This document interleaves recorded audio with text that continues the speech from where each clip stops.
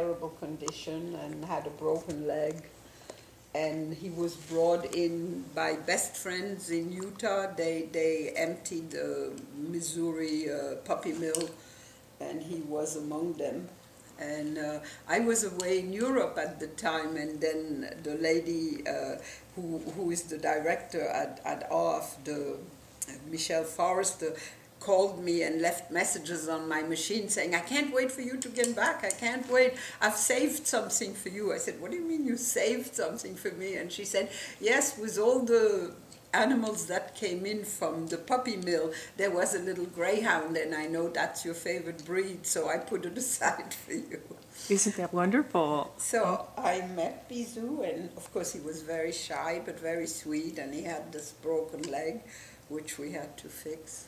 Now, all 4 of your dogs have had some kind of ailment. You just don't go for normal, healthy dogs. You pick the challenges. No, usually, I mean, first of all, I other than my weakness, which is greyhounds or mini greyhounds, I always take mixed breeds, and I usually try to take the ones that no one's likely to take, because, you know, the hardest to adopt out for some sort of problem. So that's basically it. I used to take old dogs mainly, because people always feel, oh, I don't want to love him and then he dies. But I feel, why not give them the last few years as very happy years, you know? So I try to take old ones, but now it's a mixture. 36 years of your life, that must have been hard to leave. No, actually it wasn't hard to leave, which is strange, because the cause of the Southampton Animal Shelter Foundation was so strong that there were 225 animals that were basically in jeopardy. I know the town said, oh, we'll place them. How do you place 225 animals within a few months? You know, you can't. And they were mostly pit bulls at the time too, a lot of pit bulls. And the pit bulls do not deserve the reputation that they get, because there's so many that are sweet, and you could train any dog to be nasty if that's what you do. You know, you could have a Doberman or a Shepherd or a Rottweiler and make them nasty. Could we make you nasty? Could we make you nasty?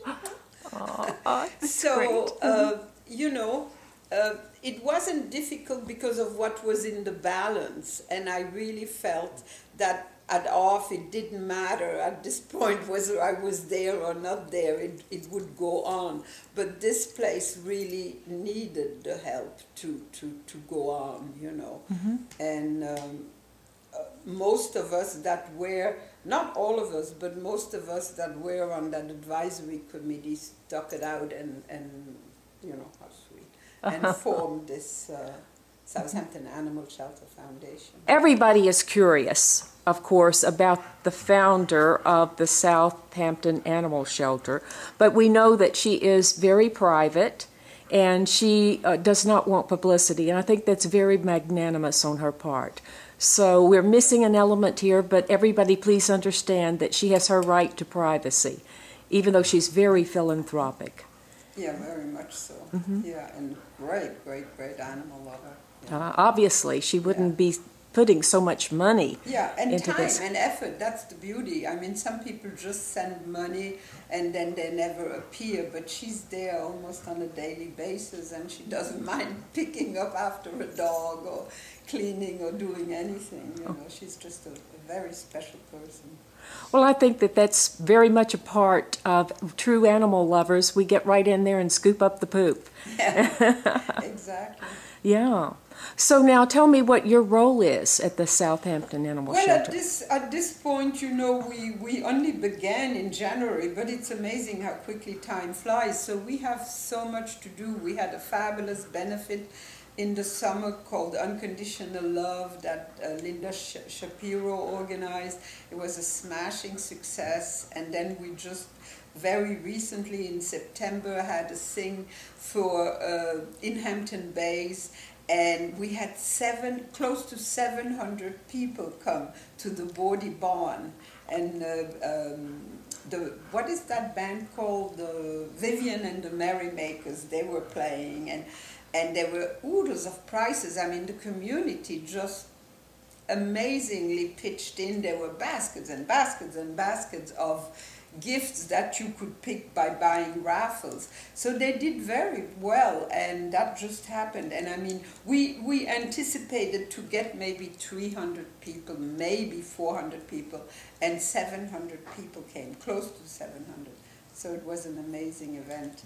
That it is an amazing, and basically it's just, I think that this has a lot to do with Linda Shapiro. Well, no, not that one. That okay. one was totally pulled together by volunteers. But Linda did a fabulous event in July where we honored Bernadette Peters. She was supposed to come, and at the end she could not because she went back. Stephen Sondheim in person called her to get her back into a little night music, so she couldn't appear.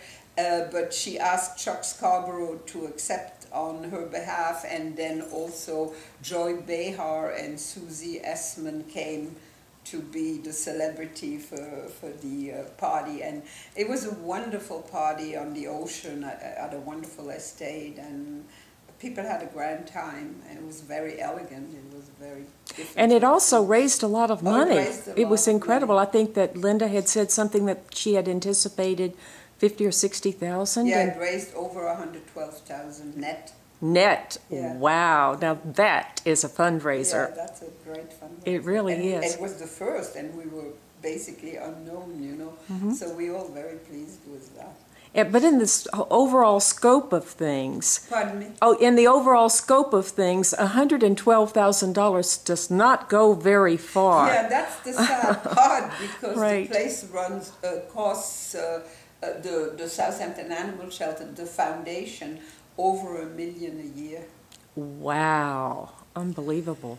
And the founder for this, basically, who can afford $1 million a year? It takes a lot of money. Yeah, yeah. But I mean, we raise money to help towards it, of course, you know. But it still costs that. She pays for all the salaries, all the benefit for all the employees, all the medical and all the food for all the animals, you know, the clinic, everything. Wow. We are supposedly like the tenant of the town. The town is the landlord and we are the tenant. So the town does kick money in, but it's not money that goes to either the dogs or the employees. It goes to the upkeep, like if the roof leaks or things they would have to do even if we weren't there. Mm-hmm. You know? And thank God the life of all those animals that to my mind were in jeopardy regardless of what anybody says. Mm-hmm. You know, they were all saved. Wow. Well, you have a wonderful staff there. Yes, that's the very nice part, because I think I could really say that all of them, like 100%, that have the job. Some of them were there previously that had been hired by the town and were kept on the payroll, and others were added. But it was wonderful because they really took the job because they love animals. You know, I'm sure some of them, if they had been offered a little more money doing something else, would probably have said, no, I'll take that. They just love animals, all of them, you can tell. It is. It's amazing. I met Mike. Oh, yeah. And it's really incredible. We had some great footage which was destroyed somehow in the process of conversion. Oh. But it was great with him working with Champ. Who's deaf. Yes, that is. Carol has done a wonderful job. Carol Taylor, she does all the hardship dogs that are either handicapped or very, very shy, or she does a wonderful job with them. She plays music and they sit there, and you've seen it, right? Of course, yeah. And we're doing a segment for Carol, yeah, and showing how she works with distressed animals. Yeah, and it's amazing. Yeah, and Champ, at first when the family gave him up, they had no idea he was deaf. They just said he's a stupid dog, he never listens, he doesn't know, you know. Of course he didn't know, he didn't hear, he didn't understand, and they thought he was stupid, you know. And it turned out that now she's learned from someone that specializes in that, I don't know the details, she's learned various hand signals, and she might have shown you, did she? I mean, Oh, dog, absolutely, yeah, now yes. the dumb dog isn't so dumb after all. It turns out the people are dumb. The people were dumb. He responds very nicely to quite a few things, you know.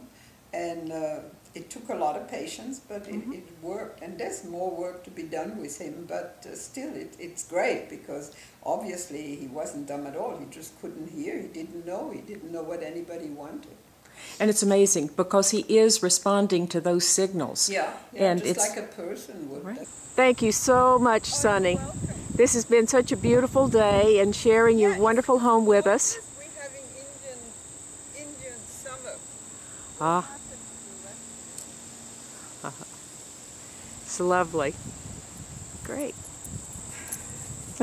It was beautiful coming to your home and sharing that experience with you, and of course meeting your dogs. One of my favorite joys about what I do is meeting the wonderful animals, horses, dogs, cats even, and it's really fantastic.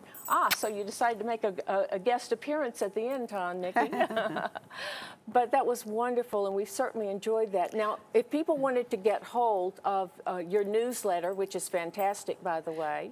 Oh, thank you. Well, I mean, I definitely encourage anybody that wants to adopt a cat or a dog. We have wonderful kittens and wonderful cats, you know, and they have a great setup in the place. So anyone should come. We are at 102 Old Riverhead Road. What's that again? 102 Old Riverhead Road, and it's in Hampton Bays. It's in Red Creek Park, and it's really a lovely place. I mean, it was nice even before, but we worked even harder to make it better.